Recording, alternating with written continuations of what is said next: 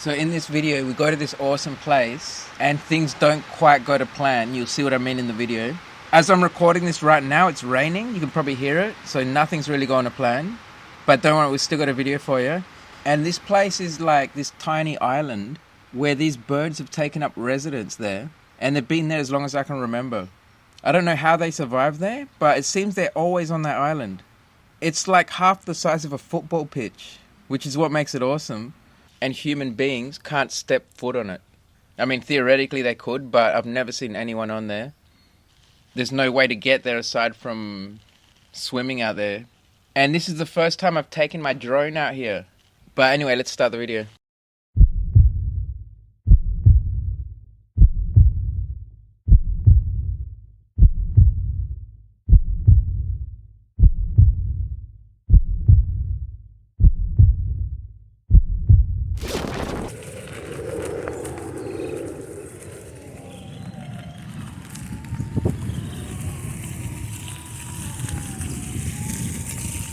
So here we are at this awesome spot. See, that's an island. It's just like a tiny little island. And all these birds have just taken up residence there. They've been there for ever since I've ever known. Decades. Probably centuries. This place is like sacred. It's not very big. But there's also, oh yeah, look, just over here. I love these birds. This is probably my favorite animal in all of Australia. I don't even know what it is, to be honest. But it's some kind of chicken. And I often feed them as well. Look, they're not very shy. They're kind of shy. Like, look how close I am to them, right? And I'm holding this stick. Like a camera, you know, they would be like, most animals would be suspicious. Look how close I'm getting, right? See, I got like, I'll feed him in a sec. Actually, look, I'll feed him right now.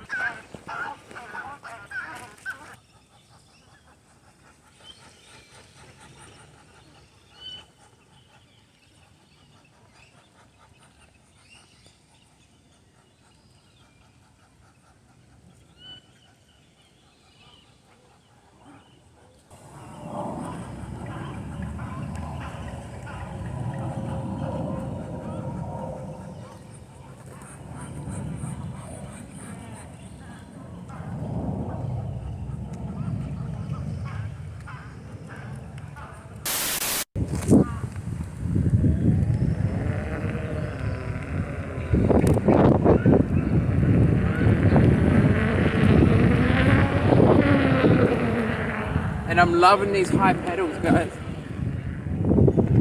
I've only had this upgrade for about a few weeks and it's made this wheel 10 times better.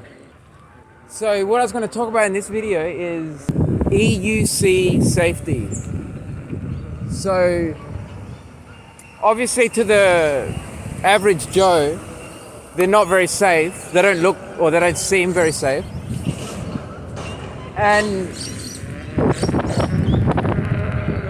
that goes for probably any of us before we started riding.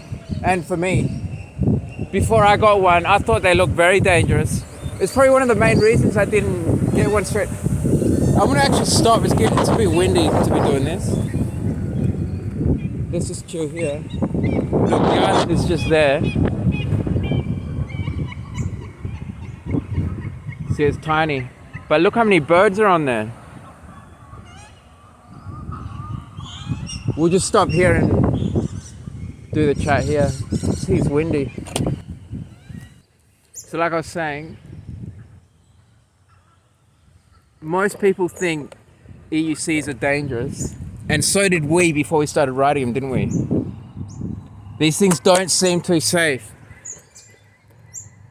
And obviously, well, the reason's obvious. It's only got one wheel. And when you don't understand it, you just think it's dangerous, don't you? It's a bit windy. I'm going to face this way. Should be better. And so I'm going to tell you a bit about my story, my PEV story, which should shed some light on how safe they really are in comparison to other PEVs. Because I started riding an e-scooter, It was at this moment that he knew he fucked up. So I clearly effed up there. The audio sounded fine, and as soon as I turned around, thinking it would be better, it just became horrendous. So in lieu of this horrible decision, we're going to have to chop this video up, and I can't have the full conversation, but stick around because most of it's still there, and it'll just make it a more short, perhaps even more entertaining video. I think I did about 4,000 kilometers on electric skateboards. I did Uber Eats as well, and I never broke a bone. And I didn't wear gear, guys. That's the important thing I haven't mentioned yet. Back at this time, I didn't wear much gear at all. If any. I think on my scooter, I didn't wear any gear. When I broke my arm, 0 gear whatsoever. Then when I got into electric skateboards, I still wasn't wearing gear. But I found I was having this common accident where I would get really bad road rash. And then I realized, dude, I got to just start gearing up because this is happening at a certain frequency where I can kind of predict when my next one's going to be. Do you know what I mean? It's like, all right, I'm due for one any day now. So I figure I got to just gear up. Especially if I'm doing Uber Eats, I'm just going to be doing this month after month, recovering from road rash. So I started gearing up a bit, and then I got into EUCs. So my first EUC was the 16X. And when I got into EUCs, I geared up even more because of the way, like I said, because these things don't seem safe. Especially because of the speed they can do. Like my 16X can do 50 kilometers an hour, 31 miles an hour. And before having gotten into EUCs, for example, my fastest electric skateboard only did like 50 or 60 maybe tops. So when I first got into EUCs, I was like, dude, as if these one-wheel things go this fast. It just seems crazy to someone that doesn't ride. And I'm sure everyone has that same perception. Everyone out there that doesn't ride, they look at these things going any more than even 30 kilometers an hour and they think, dude, this guy is nuts. Especially with that nonchalant attitude, because once you get good at them, they're so easy to ride that you can just have your hands in your pockets and be half asleep, and you're still as safe as your average freaking pedestrian out there, pretty much. Like that's what I'm going to hint at now. Is they're very safe, is what I've found. But before going that far, I'll just say when I first got my 16X, or when I first got my first EUC, which was the 16X, I geared up even more, right? So if we go back a bit, I had just started gearing up on the electric skateboard because I was getting road rash all the time. Then I got my EUC and I geared up even more. And what does that mean? It means helmet. So on my skateboard, I never wore a helmet. And on my e-scooter either, I never wore a helmet because I've never hit my head really, to be honest. But then on this thing, on my EUC, I thought, all right, I better wear a helmet now. And shin guards. So before that, all I was wearing was wrist guards and elbow pads, basically. And then I just added helmet and shin guards to that. Basically everything right here, look. Shin guards, helmet. I got my elbows here. They're built into the jacket. It's got shoulder pads too, and a back protector. It's a motorbike jacket. That's nice, hey, you got it all in one. But even if I didn't have this jacket on, I'll just throw on some elbow pads. And what else? What other gear? Helmet. Oh yeah, wrist guards. Look, I got these today. Oh, I got my gloves, which have built-in wrist guards. So that's really good protection. So I started doing that from day one on my EUC. And then after a while, I kind of realized I don't need any of this gear. It seems, to me it seemed, especially my helmet. I've never needed my helmet. But then I realized I'm very, very glad that I had my shin guard, or my knee pads actually. Not the shin pad so much, the knee. When you fall off an EUC, there's a very good chance you're gonna bust your knee up to pieces, basically. Like, it's not going to happen all the time, but let's say 1 in 10, maybe 1 in 20 crashes are going to be such that your knees are just going to take such a hard hit that you're going to need these. If you don't have them, your knees are going to be toast. And like I said, it's a fairly common occurrence, a 1 in 10 crash. So out of 10 crashes, one of those could destroy your knees. I'm not even joking when I say that. You could never ride again, perhaps. So I've found that this is super critical on an EUC. This is important too, wrist guards, because basically on anything, if you fall off anything, basically, your hands are going to be the first thing to hit the ground. It's just instinct.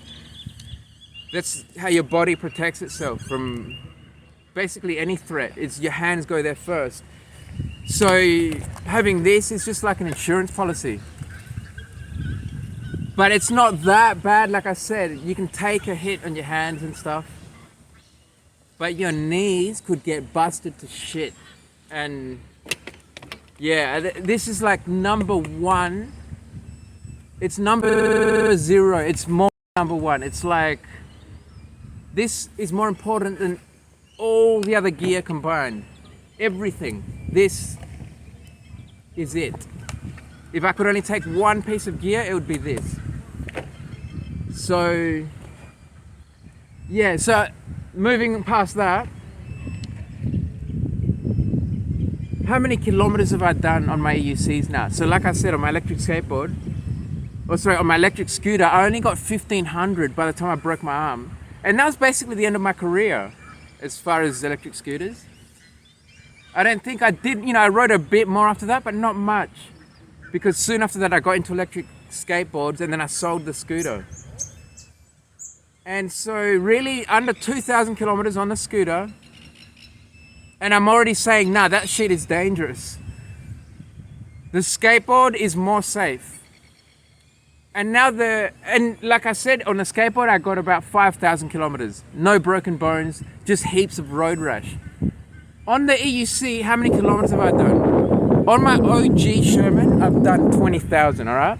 This is the max. This is the Sherman Max. So it's like the upgraded version of the Sherman. Let's see how many kilometers I've done here. 7,000. So I've passed 7,000 now on the max. I've done 20,000 on the OG, so that's 27,000 total. And I've got the 60 next, as you know, that was my first EUC. I've got like 8,000 kilometers on that. So what is that, 35,000 kilometers? I've done 35,000 kilometers on EUCs now. I haven't got any road rash to speak of. Maybe a little bit. No broken bones. Just a knee that probably would have been busted if I didn't have this on. See, look at that. I don't think it was these pads. The accident I'm thinking of was another set of pads. They look even worse than this, much worse. But you can imagine what your knees would have been like. So that's what I would say as far as caveats. Like, they're extremely safe. It's, once you know how to ride, especially.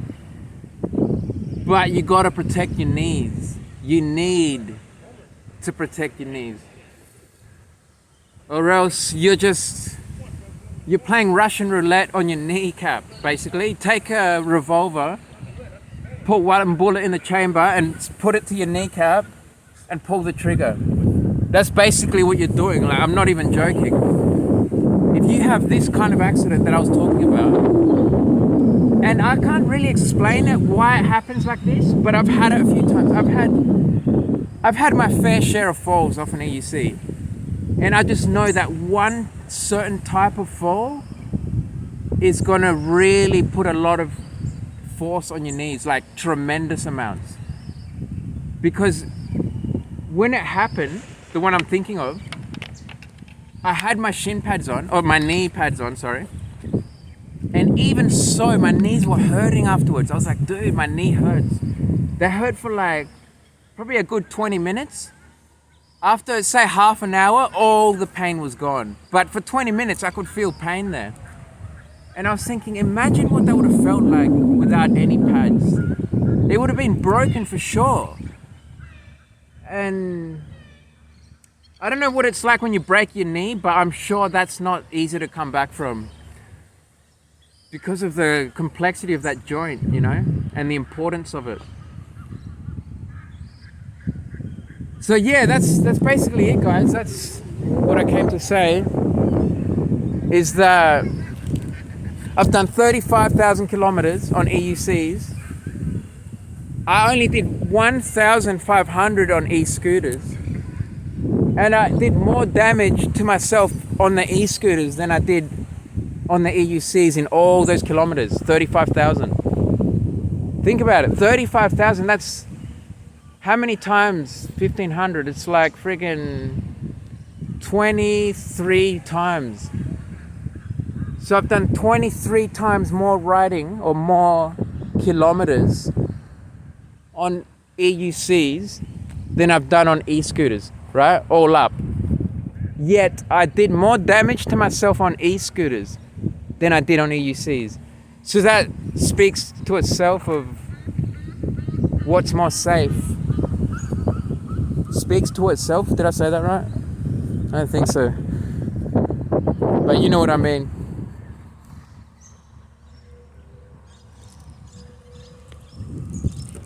And of course,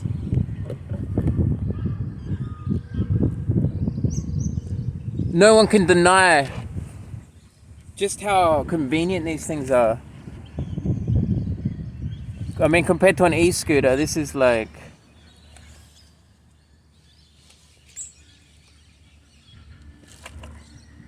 it's a quarter of the size. Look, it looks like it's part of the friggin'... Look, if it wasn't for this speaker, this would look like it's part of the end of the bench. Do you know what I mean? You wouldn't even know it's there. But yeah, that's it, guys. We'll leave it there. I hope you enjoyed this nice spot. It's a shame it was windy. I hope it didn't affect the audio too much. I guess we'll see.